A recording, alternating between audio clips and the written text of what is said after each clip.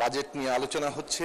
এই একটা বাংলাদেশের বিদ্যমান বাস্তবতায় অত্যন্ত সামঞ্জস্যপূর্ণ এবং ভবিষ্যৎমুখী একটি বাজেট প্রণয়নের জন্য মাননীয় প্রধানমন্ত্রী জনাব তারেক রহমান এবং মাননীয় অর্থ পরিকল্পনা মন্ত্রী জনাব আমির খসরু মাহমুদ চৌধুরী, তাদেরকে ধন্যবাদ জানাই। মাননীয় স্পিকার, বাজেট নিয়ে ইতিমধ্যেই মাননীয় সদস্যবৃন্দ আলোচনা করছেন, আরো করবেন, এবং অনেক গুরুত্বপূর্ণ প্রসঙ্গ উত্থাপিত হয়েছে। এই বাজেট প্রক্রিয়ার সাথে আমিও কিছুটা যুক্ত থাকার কারণে কয়েকটি বিষয়ে কথা বলতে চাই। যেসব প্রসঙ্গ উঠেছে তার মধ্যে সবার আগে যে প্রসঙ্গটি বারবার উঠেছে, যেটা একটা বড় বাজেট এবং এর অর্থায়ন কোথা থেকে হবে। আমার বক্তব্য একটু ভিন্ন। সেটা হচ্ছে যে আমরা যদি আমাদের পার্শ্ববর্তী দেশ সহ বিভিন্ন দেশের দিকে তাকাই, তাহলে দেখা যাবে যে সাধারণভাবে জিডিপি 30 থেকে 33% বাজেট প্রণীত হয়। সেই তুলনায় বাংলাদেশে এখন বাজেট হয়েছে 13.5% মতো। যদি বাংলাদেশের জনসংখ্যার হিসেব আমরা করি এবং আমরা যে বাংলাদেশকে যেখানে নিতে চাই সেই জায়গার বিবেচনা করি, তাহলে আসলে সেই বাজেট বরং আকারে ছোট বাজেটই। কিন্তু বাজেটের আকার, বাজেট ভালো না মন্দ, এই সব কিছু তো আসলে একটা প্রেক্ষাপটের সাথে যুক্ত। স্থান, কাল, পাত্র নির্বিশেষে তো কোনো ভালো মন্দ হয় না, কনটেক্সটের উপরেই সবকিছু নির্ধারিত হয়। আমরা কোন কনটেক্সটে দাঁড়িয়ে আছি? আমরা উত্তরাধিকার সূত্রে পেয়েছি একটা ধ্বংসপ্রাপ্ত এবং একটা ভঙ্গুর অর্থনীতি। অনেকগুলো ক্ষেত্রে অর্থনীতির, ব্যাংকিং এবং আর্থিক খাত সহ ধ্বংস করে দেওয়া হয়েছে। এইরকম একটি অবস্থা থেকে, ভঙ্গুরতা থেকে আমরা লক্ষ্য নির্ধারণ করেছি কিভাবে উত্তরণ হবে এবং কিভাবে একটা সমৃদ্ধ পুনর্গঠনের দিকে আমরা যেতে পারব। কাজেই এই যে পথরেখা, সেই পথরেখায় বাংলাদেশের বর্তমান সামর্থ্য অনুযায়ী এই বাজেট তার আকার নির্ধারিত হয়েছে। এই বাজেটের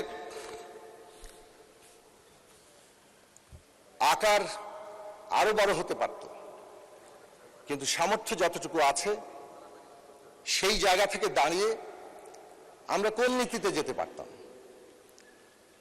আমরা যদি দুনিয়ার উদাহরণগুলো দেখি, তাহলে দেখব একটা সংকট থেকে যখন অর্থনীতির উত্তরণ ঘটাতে হয়, তখন সাধারণভাবে একটা এক্সপ্যানশনারি, অর্থাৎ একটা প্রসারণশীল বাজেটই সেই কাজটা সমাধান করেছে। ইতিহাসের দিকে তাকালে, বিভিন্ন দেশের দিকে তাকালে এটাই আমাদের সামনে প্রধানভাবে সামনে আসবে। কাজেই আমরা একটা রক্ষণশীল বা সংকোচনমূলক বাজেটের চিন্তা করিনি। রাজনৈতিক সরকার হিসেবে এই বাজেট একটা প্রসারণশীল বাজেট হিসেবে সামনে এসেছে, কিন্তু বাস্তবতার সাথে সঙ্গতি রেখে, অর্থাৎ বিদ্যমান বাস্তবতায় সামঞ্জস্যপূর্ণভাবে যে বাজেট দেওয়া সম্ভব ছিল সেই বাজেটই এখানে প্রণয়ন করা হয়েছে। এবং 9 লক্ষ এই 37,000 কোটি টাকার বাজেট, এটা সবচেয়ে যুক্তিসঙ্গত বাস্তব বাজেট হিসেবেই এবং আমাদের যে সমৃদ্ধ পুনর্গঠনের লক্ষ্য তার সাথে সঙ্গতিপূর্ণভাবে এখানে দাঁড়িয়েছে।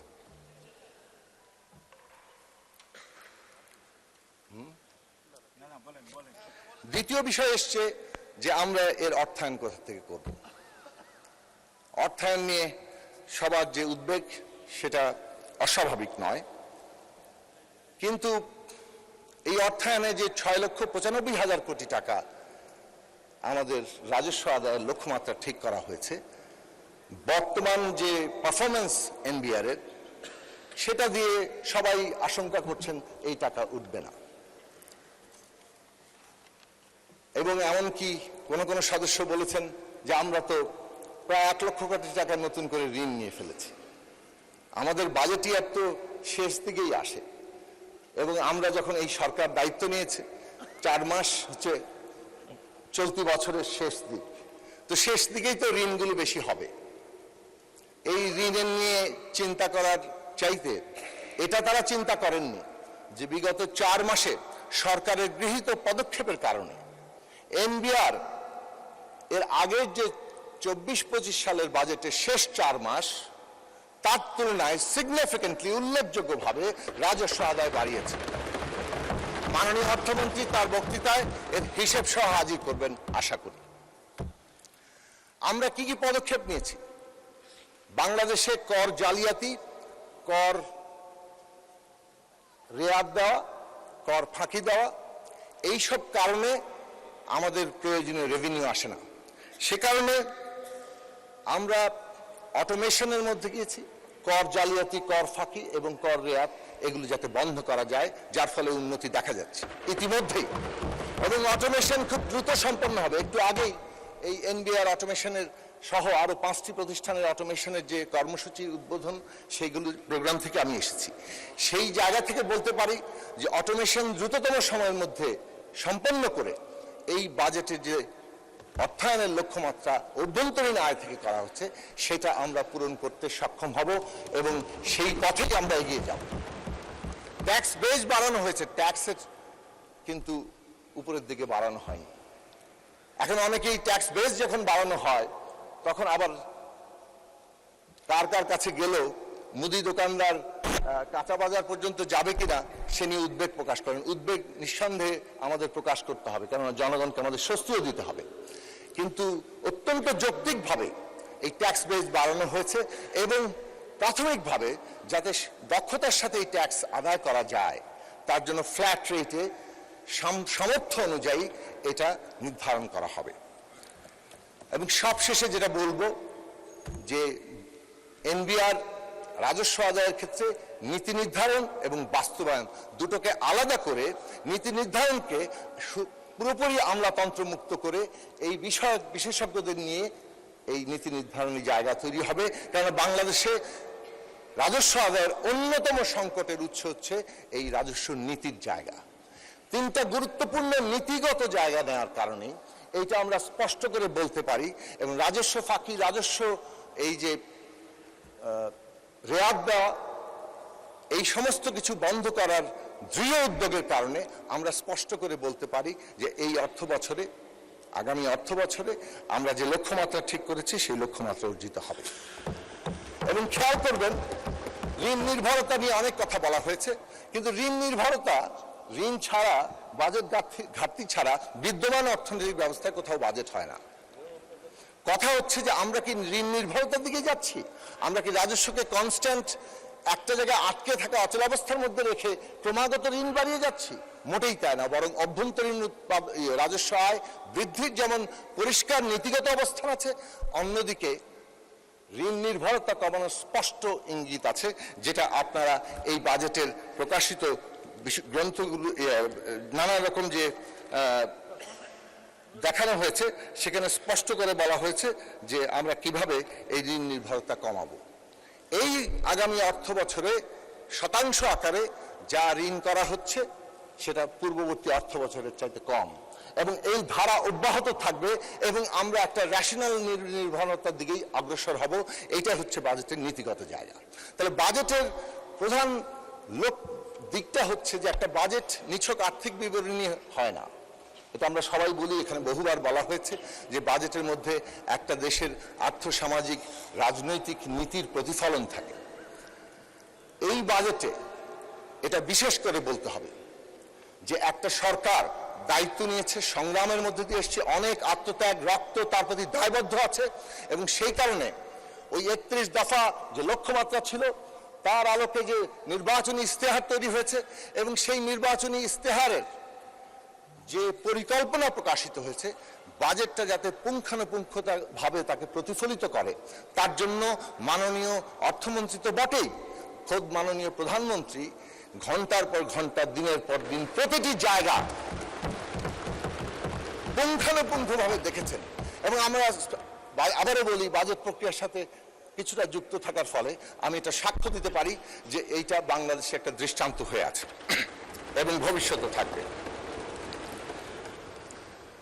এইটা একটা ভবিষ্যৎমুখী বাজেট।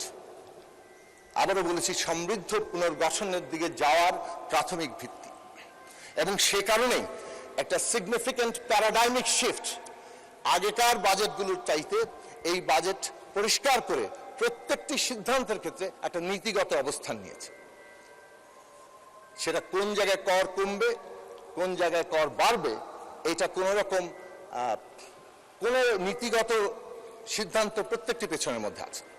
আপনি যদি লক্ষ্য করেন, আমরা দেখব যে একটু সময় বাড়িয়ে দেওয়া যাবে অনেক স্পিকার, তাহলে তো আমার কথা আসলে শেষ হয়ে গেল। আজান দিচ্ছি, আপনার 48-44 সেকেন্ড আছে।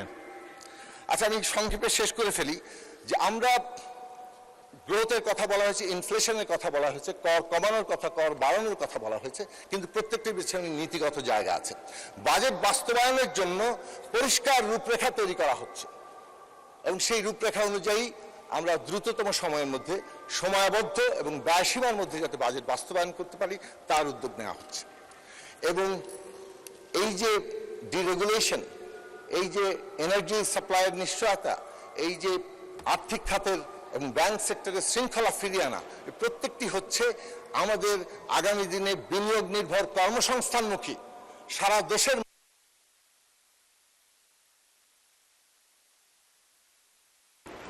ধন্যবাদ। জনাব আব্দুল ফারুক, কি বলবেন? আজান পড়ে গিয়েছে। মাননীয় প্রতিমন্ত্রী, গত দুদিনে কাউকে সময় বাড়িয়ে দেওয়া হয়নি, যেই সময় দেওয়া হয়েছে সেটাতে সবাই শেষ করেছে।